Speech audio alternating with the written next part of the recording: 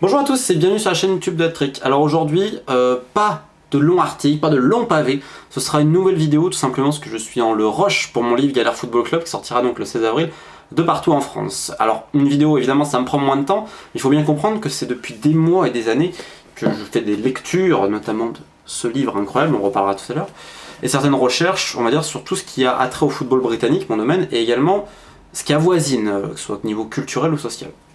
Je pense qu'il faut toujours rappeler que le football est intrinsèquement lié au contexte social et culturel. Petite répétition, mais c'est important. Alors, même si comme je vous dis, je suis loin de tout ici, je suis alarmé par l'espèce de conflit de civilisation qui est en train de se déchaîner ici et là, en train de cliver les gens les uns contre les autres, et je trouve ça fort dommageable, pour parler poliment. Et j'entends depuis des semaines la montée du racisme et de l'antisémitisme, faux terme d'ailleurs je trouve, parce qu'un sémite n'est pas forcément juif, or quand on dit de l'antisémitisme, on entend de l'antijudaïsme au final. Donc employons le bon terme, l'antijudaïsme, dans les stades britanniques. Alors, première chose, pas plus qu'avant. Là je tiens à insister, vous étiez pas là dans les années 80, j'étais pas là non plus, mais j'ai lu énormément de choses dessus, je peux vous dire que même des années 60 et 80, aujourd'hui c'est de la pisse de chat. Voilà. Il n'y a pas d'autre mot, il n'y a rien. Donc, alors ça n'excuse pas ce qui se passe aujourd'hui. Mais il va falloir qu'on relativise, je pense que c'est pas plus que les autres années spécialement, il n'y a pas spécialement une montée terrible dans les stades anglais, c'est pas devenu des bastions de la haine ou que sais-je, bien comprendre.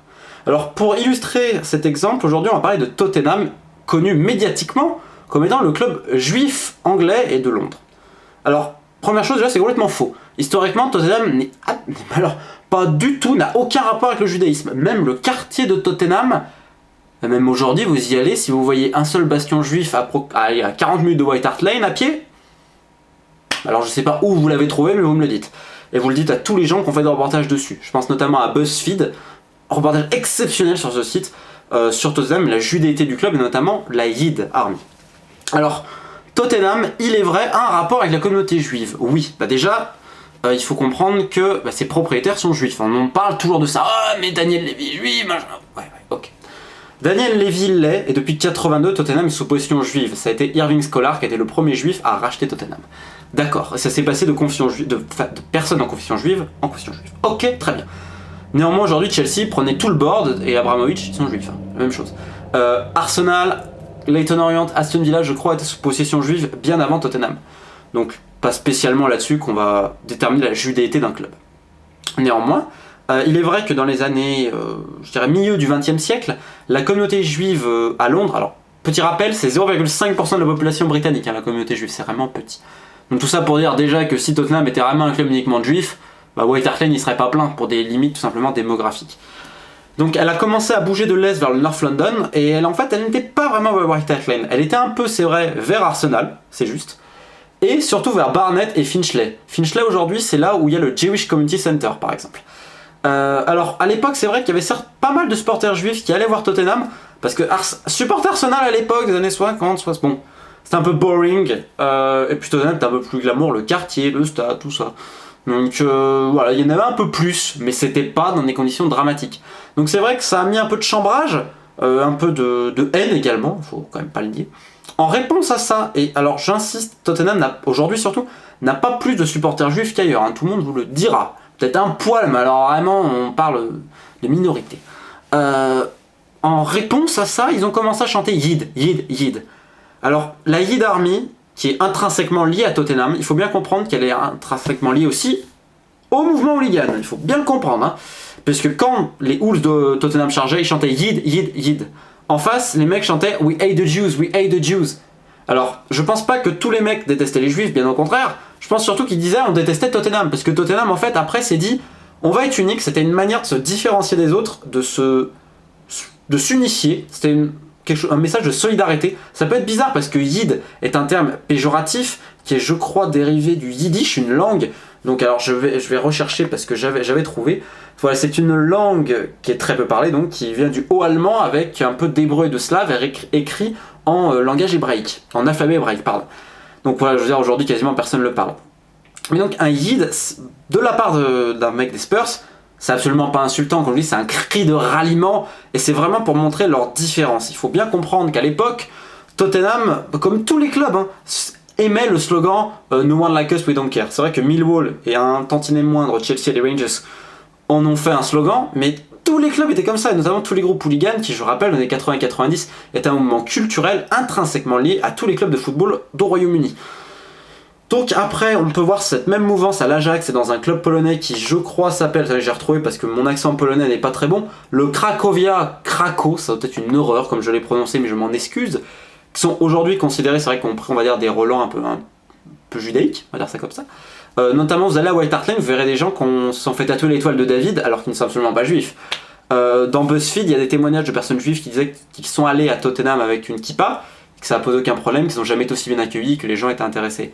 Donc on va dire qu'il y a oui, c'est vrai, il y a une certaine sympathie globalement pour la communauté juive envers les fans de Tottenham qui ne sont pas plus juifs qu'ailleurs. C'était une manière un peu, je dirais, presque de s'émanciper et d'avouer sa différence. C'est vraiment ça, le côté yid. Maintenant, aujourd'hui, le terme, on n'a plus le droit de le dire.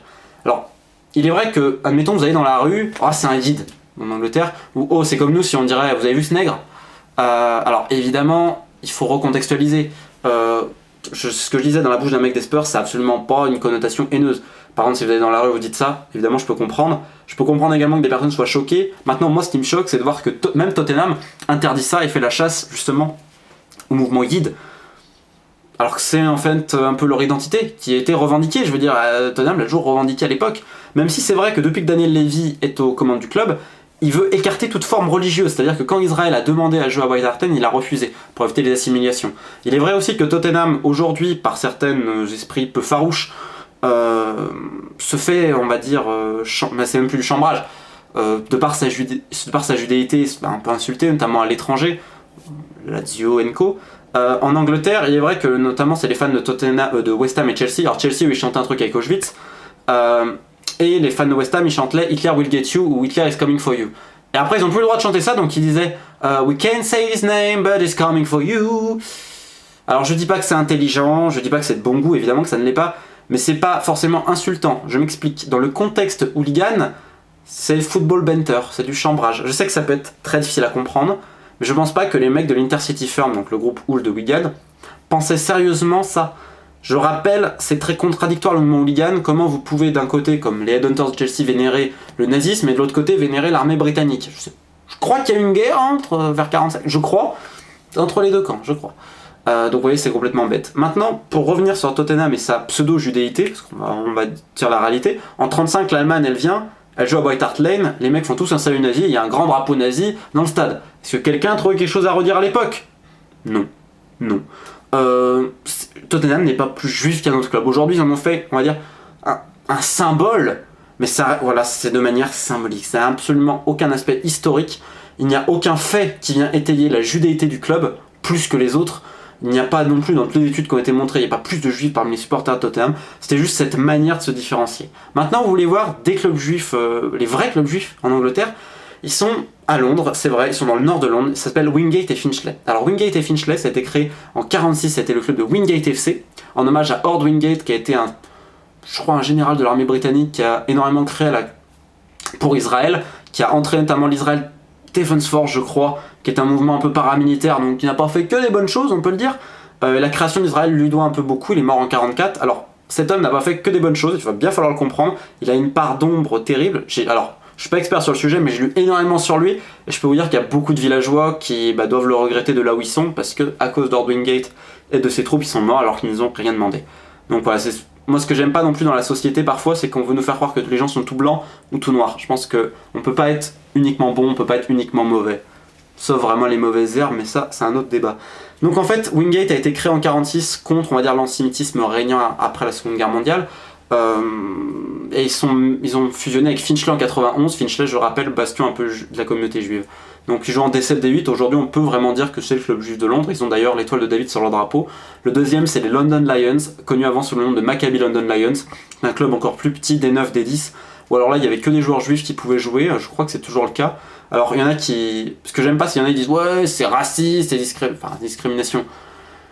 Il y a un club qui a été formé, je crois que c'est le FC Romagna, par des Roumains donc qui travaillaient en Angleterre, et ça a que des joueurs roumains, et ça choque personne, tout le monde dit que c'est bien, vous voyez. Donc après, moi j'ai rien contre, c'est des clubs, on va dire, en marche, c'est des clubs amateurs semi-professionnels. Moi j'ai absolument rien contre ça, je veux dire, moi je viens de la région lyonnaise, il y a bien l'Algérienne de Villeurbanne, je crois. Ou l'Arménienne de Dessine, enfin voilà, les Portugais de je sais pas quoi, bon voilà, après. Moi j'ai absolument rien contre. Là-dessus, voilà, mais les deux clubs véritablement juifs en Angleterre, ils sont là, ils sont pas ailleurs. On va terminer là-dessus, Terrace Legends. Donc Terrace Legends, je vais vous montrer un extrait. Donc c'est un livre que j'ai eu ce week-end à Édimbourg dans une librairie indépendante qui fait Record Shops pour 2,50, c'est magnifique. Donc ça parle de Trevor Tanner, qui est un Wolves très connu de Tottenham, qui au début justement avait beaucoup de mal avec le côté Yid Army. Et je vais juste vous montrer quand même quelque chose d'intéressant. Le livre est absolument génial. Donc je sais pas si vous allez bien voir, leur plus gros ennemi on va dire sportif, c'est Arsenal, mais pour les fans c'est Chelsea. Donc tout ça pour dire, il explique également l'amitié Tottenham-Aberdeen. Je rappelle, Aberdeen, premier groupe hooligan créé en Écosse. Ils sont inspirés de leur voyage en Angleterre et ils ont notamment aidé les fans, les Wolves de Tottenham contre ceux du Celtic lors d'un match amical. Il faut bien comprendre que tout ça est inextricablement lié, la culture, la société et autres. Il faut pas croire tout ce qu'on en dit, je pense qu'il faut aussi raison garder tout simplement. Arrêtons de séparer les gens de par leur religiosité ou que sais-je encore, par leur nationalité et tout ça. Je suis absolument pas là pour dire qu'on est tous égaux, j'y crois absolument pas. La logique droit de l'homiste pour moi elle est complètement puante, ça reste que mon avis, je suis pas là pour donner des leçons. Je veux simplement dire qu'aujourd'hui il n'y a pas de montée spécialement du racisme dans les stades anglais ni de l'anti-judaïsme. C'est un cliché de dire ça, je pense que ça génère plus de haine qu'autre chose.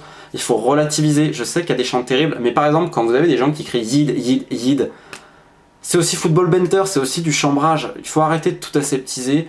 Alors, quand il y a un contexte évidemment. Si évidemment vous allez dans la rue et vous regardez quelqu'un, vous faites c'est un youpin, ça n'a rien à voir, je veux dire, parce que là c'est complètement insultant. C'est un Yid. Mais de la part des mecs de Tottenham, c'est absolument pas le cas. Et il faut bien préciser ça. Je le rappelle, c'est pour se différencier et c'est un peu un symbole d'union. Citation pour terminer quand même, parce que je le répète, le contexte me fait un peu peur actuellement. Mais ludere cosa ludendi en latin, to play for the sake of playing, jouer pour le plaisir du jeu. Devise de Queen's Park FC, 4ème division écossaise, premier club créé. C'est super précieux parce qu'au final, soyons heureux et jouons vraiment pour le plaisir du jeu dans n'importe quel sport. Pas pour autre chose, le reste c'est des dérivés. Ça va peut-être faire un peu bisounours sous Mère Teresa, mais je pense qu'actuellement on en a besoin. Et de remettre certaines vérités en place. Et je crois que c'est également le travail des médias, que ce soit par tous les supports, télé, internet ou que sais-je encore, de bien expliquer les réalités. Et aujourd'hui, Tottenham n'est absolument pas un club juif.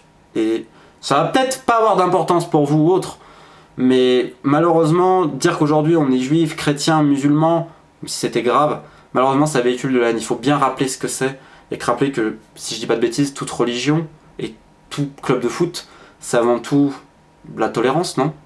Message digne d'un bisounours ou d'un Télétobies, mais que sais-je, dans ma belle école, je vous souhaite une belle fin de journée, et merde quoi. Jouons pour le plaisir du jeu et soyons un peu heureux de vivre. Merde.